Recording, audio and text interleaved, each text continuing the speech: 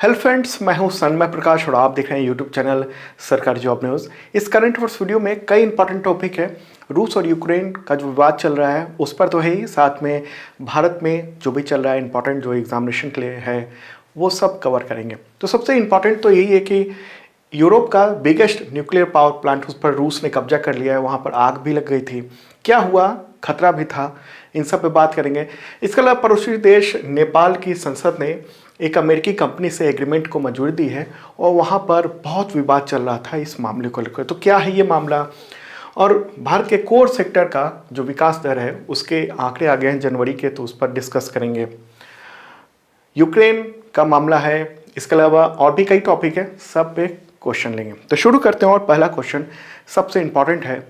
Europe के सबसे बड़े न्यूक्लियर पावर प्लांट जो कि यूक्रेन में स्थित है उसका नाम बताएं, जिस पर रूसी सेना ने कब्जा किया और वहां पर आग भी लग गई थी।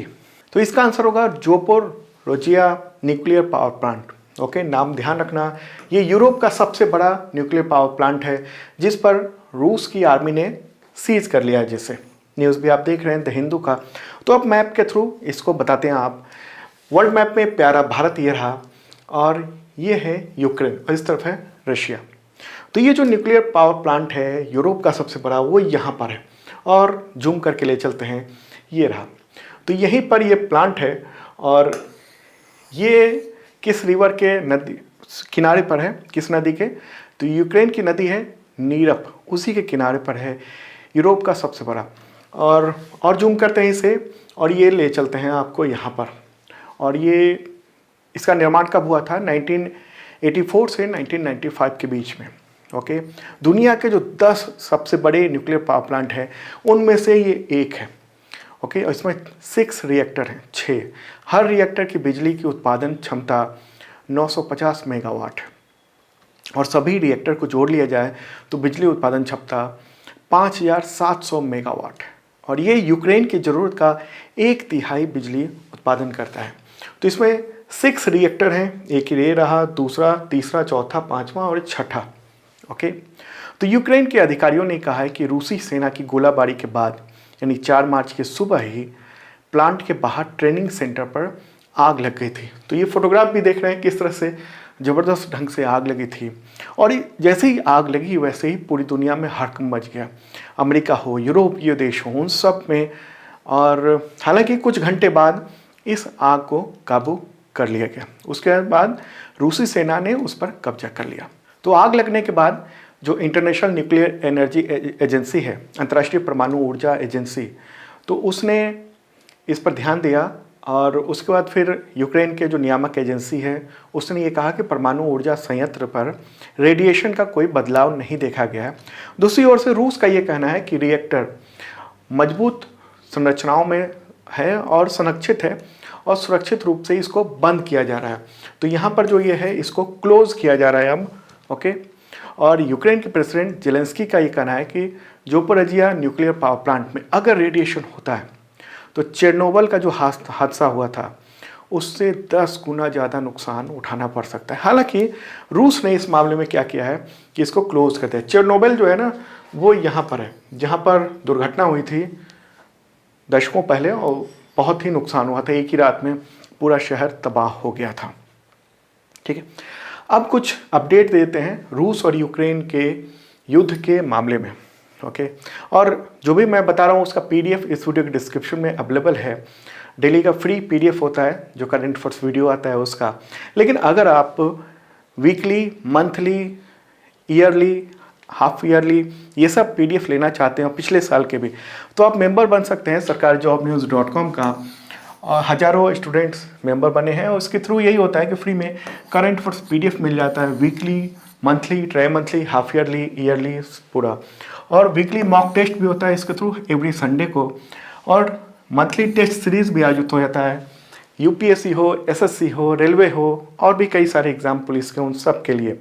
और 40% डिस्काउंट है बुक्स पे और फ्री शिपिंग भी है। तो रूस यूक्रेन जो युद्ध चल रहा है उस पर अपडेट यही है कि रूस के प्रेसिडेंट व्लादिमीर पुतिन ने फिर से कहा है कि यूक्रेन में 3000 भारतीय और चाइनीज़ जो स्टूडेंट हैं उनको बंधक बना लिया गया है यूक्रेनियन आर्मी के द्वारा और उनको ह्यूमन शील्ड के रूप में यूज़ किया जा रहा है। हालांकि भारत इस आरोप को पहले ही खारिज कर चुका है। रूस के प्रेसिडेंट कह रहे हैं, लेकिन इंडिया का कहना है कि ऐसा कुछ भी नहीं है।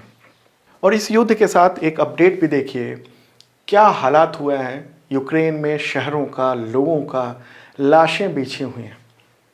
अब देखिए, यूक्रेन के जो राष्ट्रपति है जेलेंस्की, उन्होंने अमेरिका की चापलूसी की, नेटो से मेंबरशिप लेने की कोशिश की। सबने भरोसा दिया था कि हाँ, हम आपको मेंबरशिप दिलवाएंगे। यूरोपीय समुदाय ने बहुत उसको पुश किया और खूब बोलते रहे। और जब अब रूस ने हमला किया तो कोई साथ में नहीं है। इसके बावजूद अभी समझौता करने की बजाय वो अभी भी बातचीत तो कर रहे हैं अपनी टीम के साथ वहाँ पर रूस से, लेकिन इस मामले में समझौता करने की बजाय ये हालात हो रहा है। जब आप कमज़ोर होते हैं तो आपको समझौता करना होता है, और नहीं तो बर्बादी होती है। राष्ट्रपति तो पता नहीं कहाँ है, जेलेंस्की अभी तो पता नहीं है वो यूक्रेन में है या यूक्रेन से बाहर है, कुछ पता नहीं है। एक वीडियो पे आते हैं और वो कहाँ पर है इसका कोई पता नहीं चलता है, यूक्रेन में है या बाहर है। लेकिन इसका खामियाजा कौन भुगत रहा है? आम जनता भुगत रही है। अगले 10-20 साल, अगर युद्ध खत्म भी हो जाता है तो अगले 10-20 साल भी इतने ठीक ढंग से वो चुनौती स्वीकार नहीं कर पाएंगे। लाशें बिछी हुई हैं, ऐसे ऐसे वीडियो आ रहे हैं जो दिखा नहीं सकते हैं, देख के मन एकदम अजीब सा हो जाता है। लेकिन जब यूक्रेन में लड़ने की क्षमता नहीं है अभी, और उनका यूरोपीय देश साथ नहीं दे रहा है, अमेरिका साथ नहीं दे रहा है, तो आपको समझौता कर लेना चाहिए। यही होती है नीति। नेता को हमेशा दूरदर्शी होना चाहिए। एक दूरदर्शी नेता नहीं है तो क्या किया उसने? पूरी बर्बादी करवा ली। रूस ने हमला किया, रूस तो है ही दोषी, रूस तो बर्बाद कर रहा है। लेकिन उस देश के राष्ट्रपति वो क्या कर रहे हैं? जबरदस्ती लड़ाई कर रहे हैं। जब क्षमता नहीं है तो मत लड़ो, आप समझौता कर लो। खैर, बहुत ही बुरा हाल है। रूस के विदेश मंत्री हैं सर्गेई लावरोव, तो उन्होंने इशारों में कहा कि अगर थर्ड वर्ल्ड वार होता है, उन्होंने ये नहीं कहा कि थर्ड वर्ल्ड वार होगा ही, उन्होंने कहा कि अगर ऐसा होता है थर्ड वर्ल्ड वार तो बेहद खौफनाक नतीजे होंगे और इसमें न्यूक्लियर वेपन्स का खुलेआम इस्तेमाल होगा। उन्होंने साफ कर दिया है कि यूक्रेन को न्यूक्लियर वेपन हासिल नहीं करने देंगे और यूक्रेन डीमिलिटराइज होगा, मतलब उसकी सेना को ख़त्म करेंगे, और जो जंग चल रही है उसके लिए जिम्मेदार अमेरिका और पश्चिमी यूरोपीय देश हैं। तो अब बात कर लेते हैं कि दुनिया में किस देश के पास कितने परमाणु हथियार हैं। देखिए, आधिकारिक तौर पे किसी ने घोषणा तो नहीं की हुई है कि हमारे पास इतने परमाणु हथियार है, लेकिन जो फेडरेशन ऑफ अमेरिकन साइंटिस्ट नाम की एक संस्था है, तो उसके मुताबिक रूस के पास दुनिया भर में अलग अलग जगहों पे उसने ठिकानों पर 5,977 इतने परमाणु हथियार उसने रखे हुए हैं। इनमें से 1,500 परमाणु हथियार एक्सपायर हो चुके हैं, बाकी 4,500 के लगभग जो हथियार है वो स्ट्रेटेजिक न्यूक्लियर वेपन्स हैं। वो रॉकेट के रूप में हैं, ये इंटरकॉन्टिनेंटल बैलिस्टिक मिसाइल में है, बम वर्षक जो विमान है उनसे भी दागा जा सकता है परमाणु बम। तो बहुत तरह के परमाणु बम अवेलेबल हैं रूस के पास। अब देख लेते हैं कि अलग अलग देशों में और अलग देशों में वहाँ क्या है। तो अमेरिका में आप देखिए यहाँ 5,428 परमाणु वेपन्स है, न्यूक्लियर वेपन्स। और इसके बाद स्थान आता है चीन का, लेकिन चीन से पहले नेटो के जो मेंबर्स कंट्री उन सब का देख लेते हैं। तो फ्रांस के पास 290 न्यूक्लियर वेपन्स हैं, ब्रिटेन के पास 225 न्यूक्लियर वेपन्स हैं। ओके, तो ये तो नाटो एलाई हो गए ये सब। अब बात करते हैं चीन का। चीन के पास है 350 न्यूक्लियर वेपन, पाकिस्तान के पास है 165 न्यूक्लियर वेपन्स, इंडिया के पास है 160 न्यूक्लियर वेपन्स। उसके बाद इजराइल का स्थान आता है 90 न्यूक्लियर वेपन्स की बात आती है ओके। और फिर है उत्तर कोरिया, जहाँ पर 20 न्यूक्लियर वेपन्स मौजूद हैं और वो खतरनाक स्थिति में हो सकते हैं पूरी दुनिया के लिए। ठीक है, अब एक बार मैप में दिखा देता हूँ कौन कौन से कहाँ कहाँ कंट्री है। ठीक है। तो सबसे ज़्यादा जो न्यूक्लियर वेपन्स हैं वो रशिया के पास हैं। उसके बाद स्थान आता है अमेरिका का, US, United states of America का। फिर स्थान है चाइना का, ये वाला चाइना यहाँ पर। उसके बाद स्थान है फ्रांस का, फिर यूनाइटेड किंगडम का, और फिर स्थान आता है अलग अलग देशों का, पाकिस्तान, इंडिया, ओके, इज़राइल और नॉर्थ कोरिया। नॉर्थ कोरिया ना यहाँ पर है, ये रहा नॉर्थ कोरिया, और ये तो चाइना है ही, ठीक है। तो ये स्थिति पूरी दुनिया की है, और इसमें मैं बताऊं कि चीन, फ्रांस, रूस, अमेरिका और ब्रिटेन वो दुनिया के 191 देशों में शामिल है जिन्होंने परमाणु अप्रसार संधि पर हस्ताक्षर किए हुए हैं। यानी परमाणु को अप्रसार करेंगे, मतलब उसको कंट्रोल करेंगे, उसको फैलाएंगे नहीं, उसको मतलब कि उन्होंने अपने अपने परमाणु हथियार के जखीरे को कम करने के लिए सैद्धांतिक तौर पर ये बात कही है, और कहा है कि हम पूरी तरह से ख़त्म करेंगे। कौन कौन से देश हैं, एक बार और रिपीट कर दूं, तो चीन, फ्रांस, रूस, अमेरिका और ब्रिटेन। ओके, क्लियर हो गई बात। 1970 और 1980 के दशक के बीच में इन देशों ने अपने हथियारों की संख्या में काफ़ी कटौती की थी। अब बात करते हैं भारत, इजराइल और पाकिस्तान। वो कभी भी इस संधि का में शामिल नहीं हुआ, हस्ताक्षर नहीं किया, सिग्नेचर नहीं किया। ओके, तो दुनिया में 9 परमाणु शक्ति हैं, और उनमें से इजराइल ही एकमात्र है जिसने अभी तक औपचारिक रूप से ये नहीं कहा यहाँ पर इजराइल है, ये छोटा सा देश है, उसने अभी तक ऑफिशियली ये नहीं कहा है कि उसके पास परमाणु हथियार है। ओके, लेकिन ये बात तो एक्सपर्ट हैं वो कहते हैं। ओके, ईरान कहाँ पर है? ईरान है यहाँ पर, ये वाला ईरान है, बड़ी सी कंट्री है। ईरान की कोशिश है कि वो न्यूक्लियर वेपन्स बना ले, लेकिन इजराइल की खुफिया एजेंसी जो मोसाद है वो बार बार नाकाम कर देती है उसको। ओके, एक इम्पॉर्टेंट बात है। तो ये आपने देखा मैप में कि कहाँ पर किसके पास ये वेपन्स है, न्यूक्लियर वेपन्स है। अगला क्वेश्चन लेते हैं। रूस यूक्रेन युद्ध के बीच में यूक्रेन के राष्ट्रपति वोलोदिमीर जेलेंस्की ने किस संघ में शामिल होने के लिए आवेदन पर सिग्नेचर कर दिए हैं, आवेदन कर दिया है? तो आंसर होगा यूरोपीय यूनियन। ओके, जेलेंस्की राष्ट्रपति हैं वहाँ के, तो उन्होंने यूरोपीय यूनियन को ज्वाइन करने के लिए आवेदन पर साइन कर दिया है। लेकिन यूरोपीय यूनियन में मेंबर बनने के लिए बहुत सारे नियम कानून हैं, और यूरोपीय संघ की जो संसद है वो ये तय करती है कि किसको हम मेंबर बनाएंगे या नहीं। हालांकि इस बात पे हो रही है कि यूक्रेन में जो गहरा भ्रष्टाचार है उसकी वजह से यूरोपीय संघ में उसको शामिल करना बड़ा मुश्किल हो सकता है। ओके, यूरोपीय यूनियन में ज्वाइन करने के लिए कई सारे नियम कानून हैं, और उसके फ़ायदे भी हैं। फ़ायदे क्या हैं? एक बार मैप दिखा देता हूँ यूरोपीय यूनियन का। जो डार्क ब्लू कलर में दिख रहा है जो देश, वो सब यूरोपीय यूनियन है। ओके, और ये रहा रशिया, और ये है यूक्रेन जहाँ पर रूस ने हमला किया है, और इसके कई सारे शहरों पर कब्जा भी कर लिया है रूस ने। तो ये सब मेंबर हैं, और कई फ़ायदे होते हैं, जैसे पावरफुल देशों से लड़ने में यूक्रेन अगर मेंबर बन जाता है तो उसको यूरोपीय यूनियन का साथ मिल सकता है। नाटो में शामिल होने के लिए बहुत आसानी हो सकती है अगर यूरोपीय यूनियन में शामिल होता है तो। ओके, देश की अर्थव्यवस्था में बहुत सारे लाभ होते हैं। व्यापार और कीमतों की जो स्थिति है वो स्थिरता आ जाती है, मूल्य स्थिरता आ जाती है। आप यूरो अपनी मुद्रा के बजाय यूरो का इस्तेमाल कर सकते हैं, जो कि डॉलर के बाद दूसरी सबसे मजबूत मुद्रा है। ओके, तो ये फ़ायदे होते हैं। लेकिन अभी हम लोग देख रहे हैं कि जब कोई देश मदद नहीं कर पा रहा है, केवल दूर से ही कह रहा है कि हाँ हम हथियार दे देंगे, हम आपको सहायता कर देंगे, हम रुपए दे देंगे, लेकिन कोई जा नहीं रहा है। ओके, तो यूरोपीय यूनियन एक मजबूत संगठन है। अब उसमें अप्लाई करने के लिए इसने कहा है। कितने मेंबर हैं यूरोपीय यूनियन के टोटल? तो 19 मेंबर कंट्री हैं।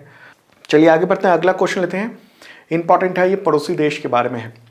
चीन के विरोध के बावजूद नेपाल की संसद ने 4 साल बाद किस अमेरिकी कंपनी के साथ एग्रीमेंट को मंजूरी दी जिससे उसे $500 मिलियन का अनुदान मिल सकेगा? आंसर होगा MCC। फुल फॉर्म यही है, मिलेनियम चैलेंज कॉरपोरेशन। ओके, तो मैप में देख लेते हैं नेपाल कहाँ है। सब जानते ही हैं, ये रहा नेपाल।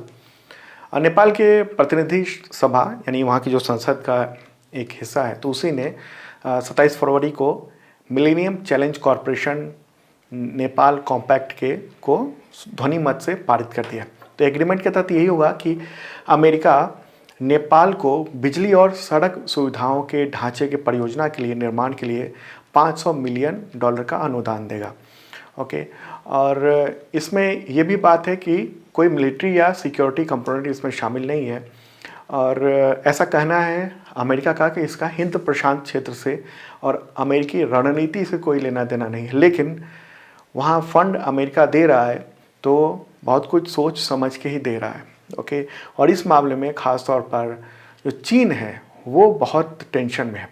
चीन ने इस पर घोर आपत्ति की थी और उसने कोशिश भी की थी कि नेपाल में ये विरोध बहुत तेज हो जाए। वहाँ प्रदर्शन भी हुए कि अमेरिका के साथ एग्रीमेंट नहीं होना चाहिए, हमारी सोवरेनिटी है वो एक तरह से हम खोने के समान होगा अगर अमेरिका की कोई कंपनी यहाँ आती है और एग्रीमेंट के तहत वो वहाँ काम करती है। तो उसमें यही है कि बिजली और सड़कों के जो निर्माण है, इंफ्रास्ट्रक्चर डेवलपमेंट है, वो अमेरिकी कंपनी करेगी एमसीसी, और वहाँ से बिजली वो नेपाल इंडिया को बेच सकेगा। तो नेपाल को फ़ायदा भी होने वाला है। ओके, चीन इस पर बहुत नाखुश है और पूरी कोशिश की थी कि नेपाल इस एग्रीमेंट को ना करे। चीन ने मंजूरी पर तंज कसते हुए कहा है, संसद ने जो मंजूरी दी है नेपाल की, उस पर कहा कि अमेरिका को ज़बरदस्ती कूटनीतिक के जरिए दूसरे देश की संप्रभुता पर हाथ डालता है वो। ओके, चीन के विदेश मंत्रालय के जो सेक्रेटरी हैं वांग बेनबिन, तो उनका ये कहना है कि अमेरिका को दूसरे देश के आंतरिक मामलों में ज़बरदस्ती कूटनीतिक हस्तक्षेप नहीं करना चाहिए। दरअसल ये मामला इसलिए भी गंभीर हो गया था कि डेडलाइन थी कि जो एग्रीमेंट हुआ था उसको संसद से पास कराना ही है, नहीं तो अमेरिका का ये कहना था कि हम बहुत सारे जो कूटनीतिक अपने जो दबाव हैं और बहुत सारी कार्रवाई है वो कर सकता है। तो एक तरह से नेपाल पर प्रेशर था।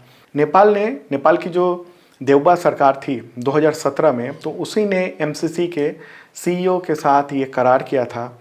ओके, एमसीसी का काम जो है वो कम आय वाले देशों की मदद करना है, तो इसी के तहत नेपाल को $500 मिलियन दिया जाना है।